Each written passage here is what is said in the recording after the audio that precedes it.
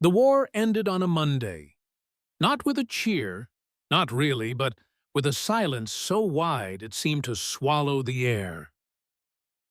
At 11 o'clock on the morning of November 11th, 1918, the guns along the Western Front fell quiet, and for the first time in 4 years, the earth stopped shaking. Birds began to return to trees that had forgotten them. Men stood in trenches, dazed and blinking, as if someone had abruptly lifted the sky and revealed that the world was still here. Private Thomas Elwood was one of them. He had been 20 when the war began and felt 20 years older now.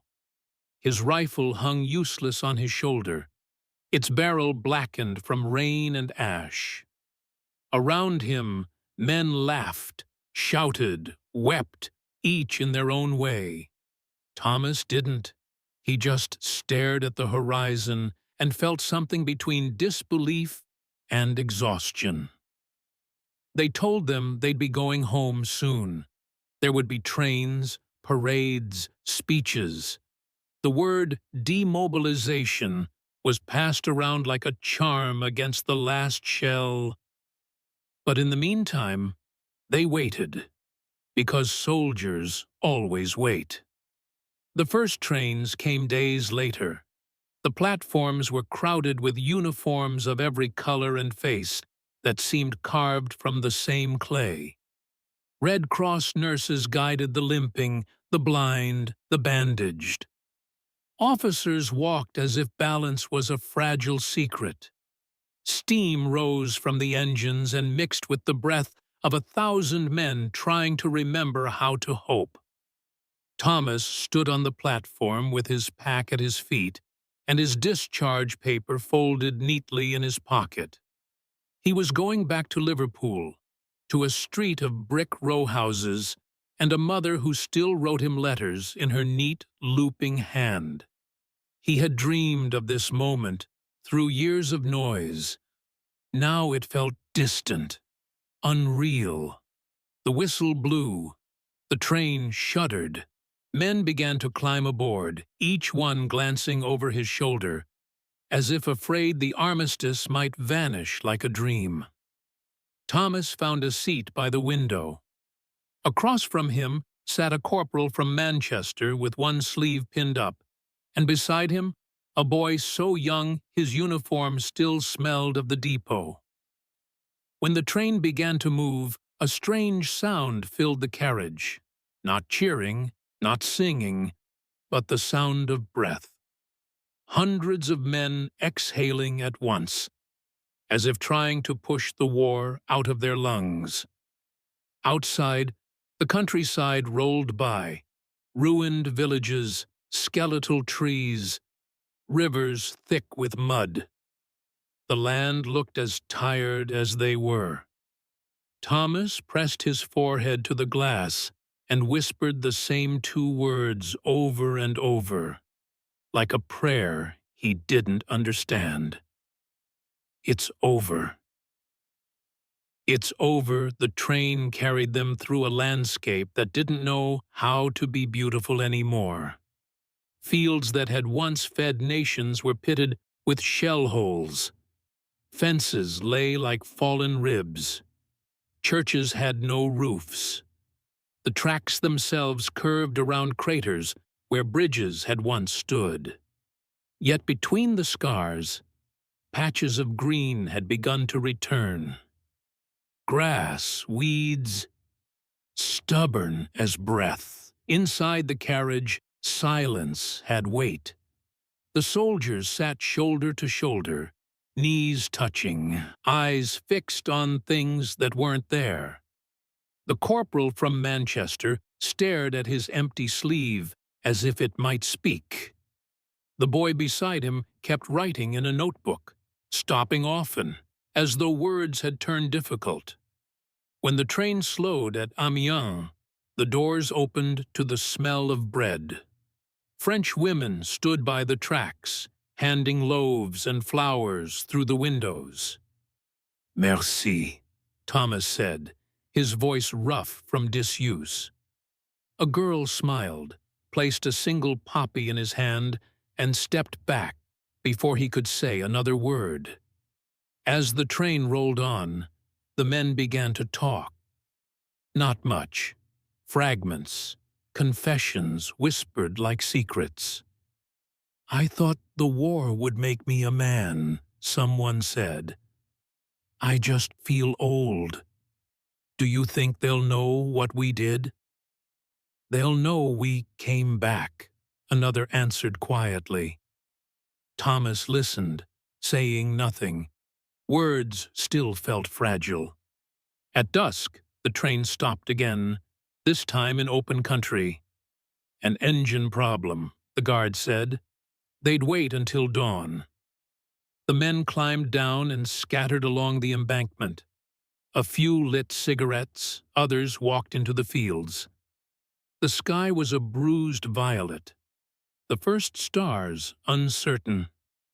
Thomas wandered a little way from the tracks until the noise of the others faded.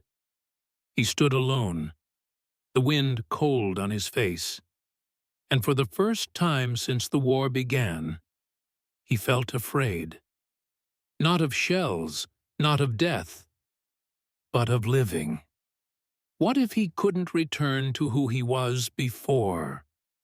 What if there was no before left to return to? A sound startled him, a rustle in the grass. He turned. A German helmet glinted faintly in the moonlight. A grave, a wooden cross behind it, weathered, half-buried. He crouched and read the name.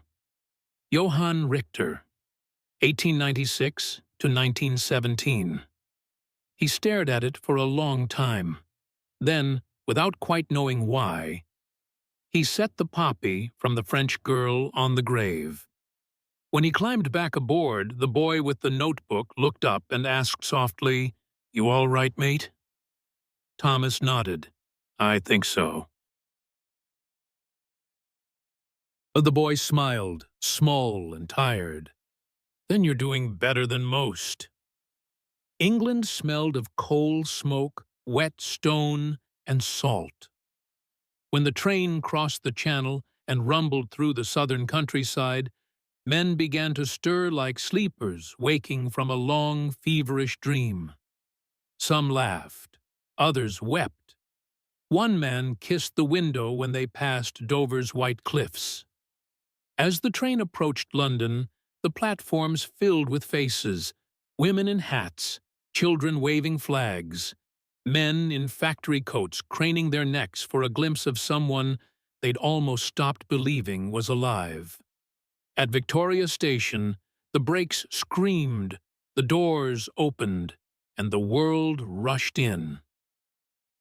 "Daddy!" cried a small voice somewhere down the platform, and a soldier dropped his kit and fell to his knees, weeping. A woman threw her arms around another man and just kept repeating his name over and over, as if the sound could erase the years. Thomas stood still, holding his pack like an anchor. The noise, the color, the movement. It was too much. He had imagined this moment so many times, but the real thing hurt. He stepped onto the platform and looked around. The station smelled of steam and perfume and sweat. People brushed past him, laughing, calling, embracing. The crowd moved like a tide, and he was caught in its pull. Then he saw her, his mother, smaller than he remembered, a little bent, her hair streaked with white. She stood near the barrier, holding a photograph in her hand, as if to remind herself what she was looking for. He walked toward her. She turned, and for a second, she didn't recognize him. Then her hand flew to her mouth. "Thomas," she whispered. He nodded, unable to speak. She crossed the distance between them and took his face in her hands, the way she had when he was a boy. Her fingers trembled. "You came home," she said. He wanted to say something, anything, but the words wouldn't come. So he just nodded again, and she pulled him close, and for a moment the years vanished. Behind them, a band struck up a tune, "It's a Long Way to Tipperary." The crowd began to sing, but Thomas only heard his mother's heartbeat against his ear, steady and sure, and the whisper of her voice. "You're home now, love. You're home." The first weeks of peace were the strangest. The newspapers called them heroes. The parades marched. The flags flew. But when the music faded, the silence crept back in. Thomas found that home had changed, or perhaps he had. His friends who hadn't gone to war looked older, married, comfortable. The pubs were noisy again, but the laughter felt different, thinner somehow. When people asked him what it had been like over there, he smiled and said, "Not much to tell." At night, he dreamed of trains, not the ones that carried him home, the ones that carried the wounded, the ones that never came back. He would wake with his hands clenched, the rhythm of the rails still echoing in his chest. Work came slowly. He found a job at the docks, lifting crates, breathing salt air. The pay was steady, the silence heavier than any cargo. Sometimes, when a ship's whistle blew, he would close his eyes and imagine it was the train again. That endless, faithful sound that had carried him from hell to somewhere like heaven. Letters arrived from men he'd traveled with. The corporal with one arm, the boy with the notebook. The boy wrote from school in Manchester. "Trying to make sense of it all," he said. "Writing helps." "You should try." Thomas did. He started small. Notes, fragments, things he remembered but couldn't say aloud. The sound of boots on wooden floors. The way steam looked in morning light. The name Johann Richter, carved into a cross under the French moon. He wrote these things down not to remember them, but to let them go. Spring came. The city grew loud again. Children played in the street, and once, when Thomas walked home from work, he saw a group of them pretending to be soldiers. They marched in a line, wooden rifles over their shoulders, shouting, "Forward!" before collapsing in mock deaths, laughing. Thomas stopped. For a moment, he wanted to shout, to tell them what it really meant, what the mud and the wire and the endless waiting had done. But then he saw one of the boys helping another to his feet, brushing dust from his coat. The game was already forgotten. They were just children again. He smiled quietly and kept walking. That night, he sat by the window of his small flat and watched the trains moving through the city. Sparks flaring along the tracks, whistles echoing like old ghosts. He thought of the millions who had ridden those trains, some to glory, some to graves, and of the miracle that he had been among the ones who came back. He took a piece of paper and wrote a single sentence. "I am home, but part of me stayed on the platform." He folded it, placed it inside his old service book, and set it on the table beside his bed. Then he turned out the lamp and listened to the city's hum.